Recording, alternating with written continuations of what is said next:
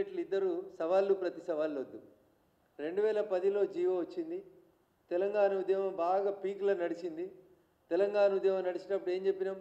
మా భూములు మాకే కావాలన్నాం. అదొక స్లోగన్. ఆంధ్రోళ్ళు కబ్జా చేసిన భూములని కూలగొట్టాలి అన్నాం. ఒక దశలో తెలంగాణలో భూముల్ని లాంకో హిల్స్లు, పద్మాలయ స్టూడియోలు, రాఘవేంద్రరావు గారు ఇట్లా పేర్లు చెప్పాలంటే చాలా మంది కబ్జాలు చేసుకున్నారు. ఆంధ్రలోకి పోయిన మా భూముల్ని మాకు రక్షించాలని ఒక పెద్ద నినాదంతో తెలంగాణ రాష్ట్ర సమితి పార్టీ ఉద్యమం చేసింది. లాంకో హిల్స్ ఆనే ఉంది. పద్మాలయ స్టూడియోలో అపార్ట్మెంట్లు వచ్చినాయి, సర్వీస్ అపార్ట్మెంట్లు వచ్చినాయి. గొప్పగా చెప్పారు ఏమని? ఇక్కడ హైటెక్ సిటీ పక్కన పెద్ద పెద్ద బంగ్లాలు కడితే ఈ బంగ్లాలన్నీ ఎంక్రోచ్మెంట్లని జేసీబీలు ఇటాచీలు తీసుకుపోయి వాటి మీద ఎర్ర సిరాతోటి రాసి ఈ భూములన్నీ గురుకుల ట్రస్ట్ భూములు, వీటిని అన్నింటినీ కబ్జా వెనక్కి తీసుకుంటుంది తెలంగాణ ప్రభుత్వం అని చెప్పి నోటీసులు ఇచ్చి రాసేసి వచ్చారు. నేను అడుగుతున్న కేటీఆర్ని, 2014లో తెలంగాణ ఏర్పాటు అయిన తర్వాత అప్పుడు ఆంధ్రప్రదేశ్ హైకోర్టు ఒక జడ్జిమెంట్ ఇచ్చింది. ఇంకా హైకోర్టు బైఫర్కేట్ కాలేదు. హైకోర్టు ఒక జడ్జిమెంట్ ఇచ్చింది. ఎన్ కన్వెన్షన్కి సంబంధించినటువంటి చెరువుని గుర్తించి దాని మీద మార్కింగ్ చేసి సర్వే చేసి ఆ ఆక్రమణని తొలగించమని చెప్పింది. బాగా చదువుకున్నారు కదా కేటీఆర్ గారు. సెల్ ఫోన్లోనే అంతా కనబడుతుంది కదా, మీకు గూగుల్ మ్యాప్లు కనబడతాయి కదా. 2014లో సాక్షాత్తు ఈ రాష్ట్ర సర్వోన్నత న్యాయస్థానం ఎన్ కన్వెన్షన్ను కూలగొట్టమని ఉత్తర్వులు ఇస్తే ఎందుకు ఇన్ని సంవత్సరాలు మీనమేషాలు లెక్క పెట్టారు? ఎందుకు వాళ్ళ కోడల్ని తీసుకొచ్చి తెలంగాణ చేనేతకి బ్రాండ్ అంబాసిడర్గా పెట్టుకున్నారు? దాని వెనకాల ఉన్నటువంటి అంతర్యమైంది. 2014 నుంచి 2024 దాకా చెరువుల కట్టిన ఎన్ కన్వెన్షన్ ఒక్కొక్క ఫంక్షన్ పేరిట వసూలు చేసినటువంటి డబ్బుల్ని ఇలా తెలంగాణ ఖజానాలో జమ చేపిస్తారా చేపియరా? ఇలా రేవంత్ రెడ్డి గారు కూడా చెప్పాలి. ఒక్కొక్క ఫంక్షన్కి 50 లక్షలు, కోటి రూపాయలు తీసుకుంది ఎన్ కన్వెన్షన్. 10 సంవత్సరాలు 2014లో దాన్ని సర్వే చేసి తొలగించమని రాష్ట్ర సర్వోన్నత న్యాయస్థానం చెప్తే మున్సిపల్ అడ్మినిస్ట్రేటివ్ మినిస్టర్గా పనిచేసిన కేటీఆర్ గారు 10 సంవత్సరాలు ఎందుకు ఎన్ కన్వెన్షన్ని తొలగించలేదు? దాని వెనకాల ఉన్నటువంటి లాలూచి ఏందో చెప్పుకుంటారు. ఏదో పొంగులేటి సుధాకర్ రెడ్డి, వివేక్ వెంకటస్వామి, గుత్తా సుఖేందర్ రెడ్డి, ఏదో 10 పేర్లు చదివారు కేటీఆర్ గారు. నేను ఇలా రేవంత్ రెడ్డిని, కేటీఆర్ గారిని, పొంగులేటి గారిని కూడా సూటిగా ఒక ప్రశ్న అడుగుతున్నాను.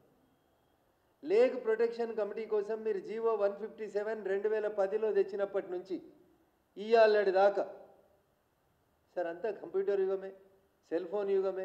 మౌస్ క్లిక్ చేస్తే ఏ సర్వే నెంబర్లు ఎవరెంత కట్టిరో తెలుస్తుంది.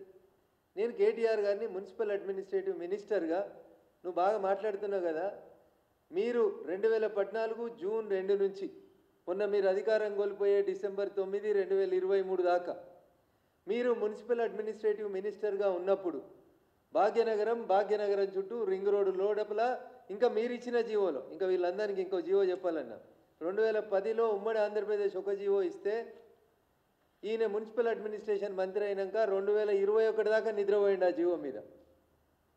కేటీఆర్ అన్నట్టు ఆయన బాగా చదువుకున్న ఆయనే, కంప్యూటర్లో చూసి మాట్లాడేట ఆయన 2021లో ఒక జీవో ఇచ్చిండు. తర్వాత 2022లో ఒక జీవో ఇచ్చిండు. ఈ జీవోలో ఎంత మంచి ముచ్చట చెప్తాడని అయినంటే, government accordingly hereby appoint additional collectors of Hyderabad, Rangareddy, Medchal, Malkajgiri, Yadadri Bhuvanagiri, Medak, Sangareddy and Siddipet districts as the nodal officers and entrusts the responsibility of field work for the lake protection committee. 2021 లేచిండు అన్న ఆయన నిద్రలేసి. 2014లో ఎన్ కన్వెన్షన్ కూలగొట్టమని జడ్జిమెంట్ వస్తే 2021లో సిద్దిపేట జిల్లాను కూడా కలుపుకొని వేసిండు. మరి బావ ఏం చేసిండో బామ్మరి చేసిండో తెలియదు. ఇక 2022లో ఇంకో జీవో తెచ్చిండన్న ఇదే సారు. ఏమని? In view of the above the government hereby designate Shri C Sudarshan Reddy IAS, secretary municipal administration and urban development, as special commissioner lake protection on full additional charge basis for demarcation, protection, development, rejuvenation of the lakes within the GHMC and HMDA jurisdiction అన్నాడు. నేను అడుగుతున్నా ఇలా కేటీఆర్ని, నువ్వు municipal మంత్రి ఉన్న 10 ఏళ్లలో నువ్వు ఎంతమంది ఆంధ్రోళ్ళు బంగ్లాలు కడుతుంటే పర్మిషన్లు ఇచ్చినావు? మీరు పడగొట్టిన గురుకుల ట్రస్ట్ భూములలో మున్సిపల్ అడ్మినిస్ట్రేటివ్ మినిస్టర్గా నువ్వు తీసుకున్న చర్యలు ఎన్ని?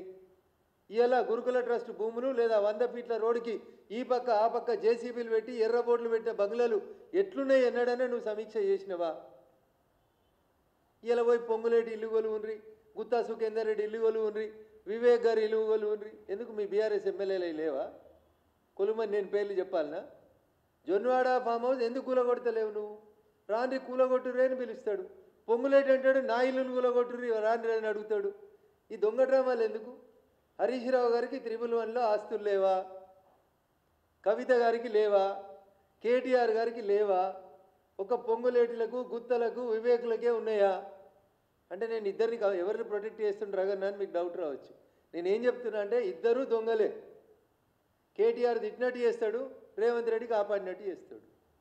నేనేమడుగుతున్నా, నిజంగా చిత్తశుద్ధి ఉంటే 10 ఏళ్లలో కేటీఆర్కి తెలియదా ఏడ ఏ చెరువులు ఎవరు కబ్జా చేసిరు? ఆయనే మున్సిపల్ అడ్మినిస్ట్రేటివ్ మినిస్టర్గా లిస్ట్ లేదా?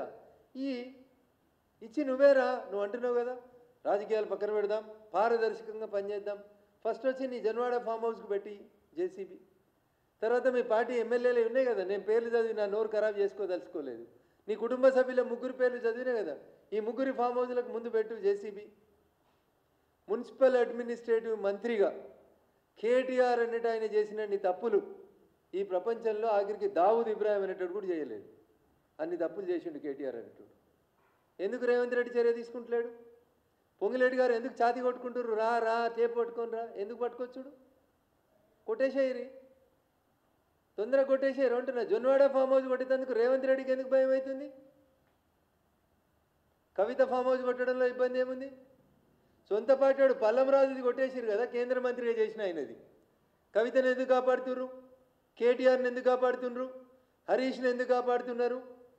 అంటే ఏదో 2 రోజులు డ్రామా చేసి మొత్తం ఏదో వీళ్ళే చేసినట్టు, వీళ్ళ హయాంలోనే జరిగినట్టు వీళ్ళు వాళ్ళని తిట్టి వాళ్ళు వీళ్ళని తిట్టుకొని. ఎందుకు పొంగులేటి గారు మీకెందుకు భయం అవుతుంది? మీరు చెప్తారు కదా, పొంగులేటి ఖమ్మంలో సవాల్ చేసినా అట్లే చేస్తాడు, హైదరాబాద్లో సవాల్ చేసినా అట్లే చేస్తాడు. పొంగులేటి ఎవరికి భయపడాడు. పొంగులేటి గారు మీరు భయపడకండి. మీ జేసీబీని ఇటాచీల్ని రంగనాథ్ గారికి చెప్పి మీరాలం ట్యాంక్ దగ్గరికి తీసుకొని రాని, మేము కూడా వస్తాం. ఒక్క ఇన్కన్వెన్షనే కాదు, అన్నీ కూలగొడదాం. నేను ఒక వకీల్గా చెప్తున్న పొంగులేటి గారు, మీకు 2014లో హైకోర్టు కూలగొట్టమన్న తర్వాత 2024 దాకా ఇన్కన్వెన్షన్ నడిపించి ఆదాయం తీసుకున్నటువంటి హీరోని ముక్కుమిండి ప్రతి పైసా ఆయన దగ్గర నుంచి వసూలు చేసి ప్రభుత్వ ఖజానాల కట్టూరి. కేటీఆర్ చేసిన 7 లక్షల కోట్లు, కేసీఆర్ చేసిన అప్పు కట్టినందుకు 10 కోట్లు 100 కోట్లు వస్తాయి కదా, తెలంగాణలకు ఉపయోగపడతాయి కదా. ఇవి కదా మీరు చేయాల్సినవి. నాలా ప్రొటెక్షన్ కోసం జీవోలు వస్తాయి కానీ ఈ రోజు దాకా మీరు పనిచేయలేదు, కేవలం ఆడంబరాల కోసం. ఇంకా చెప్పాలంటే కేటీఆర్ హయాంలో, కేసీఆర్ హయాంలో డ్రగ్స్ కేసు, స్కూల్లో పిల్లల డ్రగ్స్ కేసు, అకున్ సబర్వాల్ గారు ఏం చేసిర్రో ఈ పక్కనే ఉంటుంది రోడ్ అవతల.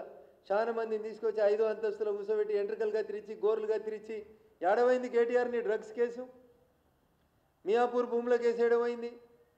నయీం ఎన్కౌంటర్ కేసు ఏడవైంది? ఇట్లా చెప్పుకుంటూ పోతే చాలా ఉన్నాయి కేటీఆర్ గారి హయాంలో జరిగినాయి.